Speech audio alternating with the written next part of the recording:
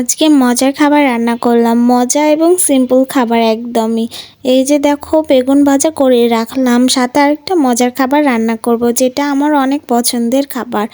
এই যে দেখো বেগুন ভাজাটা আমার রান্না কমপ্লিট। আজকে দুপুরে এগুলো রান্নাবান্না করছিলাম। এরপর আমি ডিম আলু রান্না করব, তার জন্য এখানে পেঁয়াজ কুচি করে নিয়েছি, রসুন কুচি করে নিয়েছি, সব কিছু রেডি করে নিয়েছি। এরপর এখানে আলু আর ডিমগুলোকে ছিলে রেখে দিলাম।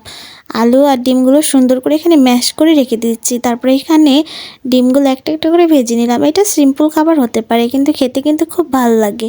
ডিম আলুর তরকারি কিন্তু খুব ভালো লাগে, আর সিম্পল করে রান্না করাও যায় খুব তাড়াতাড়ি। এই যে দেখো আমার ডিমগুলো ভাজা হয়ে গেছে। এরপর এখানে সুন্দর করে পেঁয়াজগুলো দিয়ে দিলাম। তারপর এখানে সুন্দর করে মশলাটাকে কষিয়ে নিব। মশলাটা যখন কষানো হয়ে যাবে, একটার উপর দিয়ে দিব আলু। দেখো ভালো করে মশলাটাকে কষিয়ে নিচ্ছি। ভালো করে সুন্দর করে মশলাটাকে কষিয়ে নিতে হবে। মশলাটা যখন কষানো হয়ে যাবে, দিয়ে দিব আলুগুলো। ম্যাশ করা আলুগুলো দিয়ে দিলাম মশলা কষানোর ভিতর। মশলার সাথে আলুটাকে ভালো করে কষিয়ে নিব। আস্তে ধীরে করে কষিয়ে নিতে হবে, যেন সুন্দর হয়ে মশলাটা গায়ে গায়ে লেগে যায়। এই খাবারটা কিন্তু খুব ভালো লাগে খেতে। এটা সিম্পল হতে পারে, কিন্তু খেতে খুব মজাই লাগে। এরপর আমি আস্তে আস্তে এটাকে নেড়ে নিচ্ছিলাম, মশলার সাথে মাখো মাখো করে নিচ্ছিলাম। এরপর আমি দিয়ে দেবো ঝোলের পানিটা।